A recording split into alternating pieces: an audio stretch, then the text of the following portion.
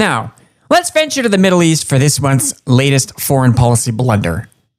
Whoa, there's a lot to unpack here though, so let's take a minute to breathe, process the details, and let's just get this straight. Iran is imploding. The Middle East is a powder keg. Global oil markets are doing that nervous little twitch, and President Donald Trump has decided that nothing calms a centuries-old geopolitical conflict like a guy yelling, "Help is on the way!" Help how? Help what? Help delivered by whom? DoorDash? SEAL Team 6? Elon Musk with a Wi-Fi balloon? We don't know. And apparently neither does he. Here's what we do know. Iran is facing massive internal unrest. People are protesting, people are dying, and the government is cracking skulls like it's speed-running authoritarianism. This is serious. This is tragic. This is dangerous. Which is why the US response has been performance art. Let's try to break this down. Trump comes out and says, if you hang protesters, we'll take very strong action. Iranians keep protesting. Any country that trades with Iran gets tariffs. We might strike. But also, Iran wants to talk. Also, Americans should leave. Also, we're not afraid. That's not a strategy. That's a Mad Lib written by Fox News and a Ouija board. Fill in the blank. If Iran does blank, the United States will blank with blank consequences. Oh, fortunately, I've got the answer key right here. Something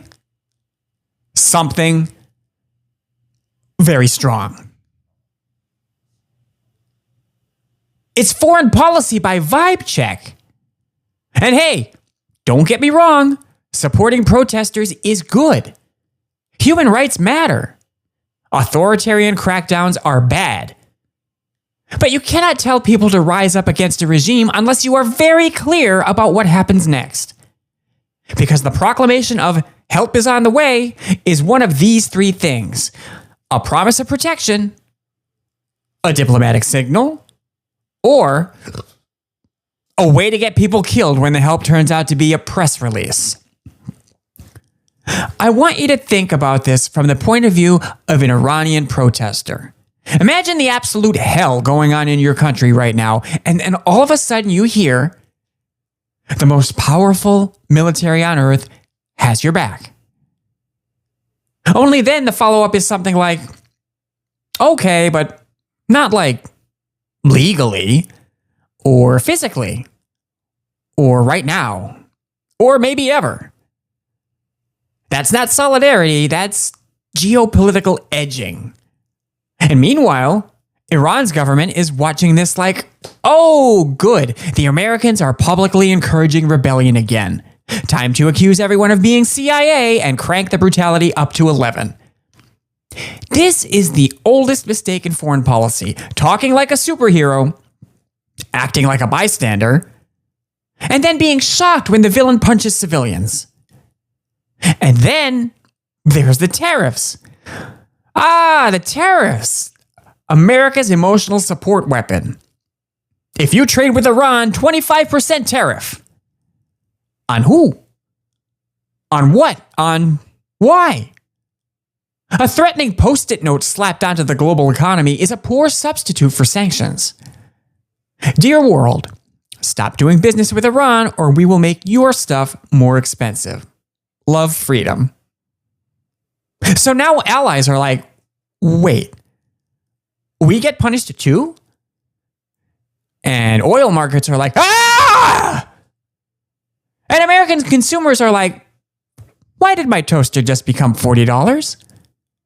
And all of this is happening while Trump floats military action.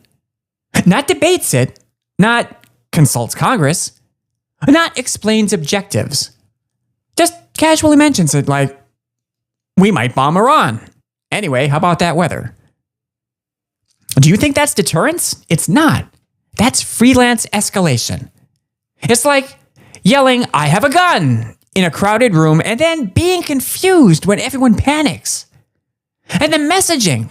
Fuck, the messaging. 1 minute, Iran wants to negotiate. Next minute, they're monsters.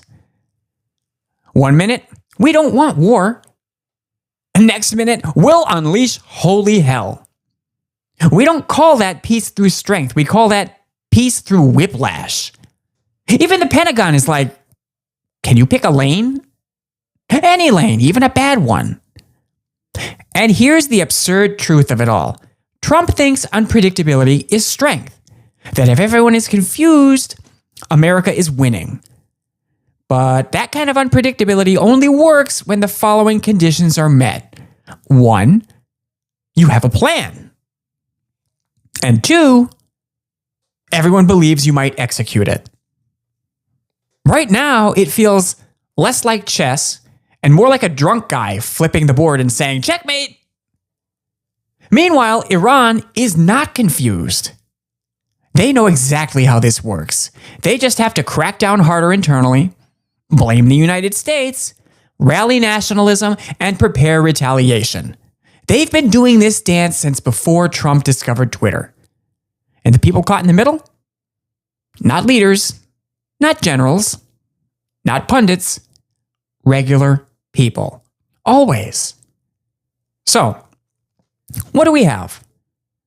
A president speaking in ultimatums, a regime responding with violence, allies sweating, markets jittering, and protesters being told vaguely, spiritually, metaphorically, help is on the way. That's not what you call leadership. That is foreign policy based on cosplay. It's all the aesthetics of power with none of the responsibility. And here's the most fucked up part of all. Everyone involved will later say, no one could have predicted this outcome. Yes, we could. Because when you treat global crises like a reality show, when you escalate without clarity, when you encourage revolt without protection, when you threaten war like it's a brand extension, you don't get peace. You get chaos with better lighting. So, buckle up, because this isn't diplomacy, this is improv. And the stage, the entire Middle East. And the audience, us, whether we bought tickets or not.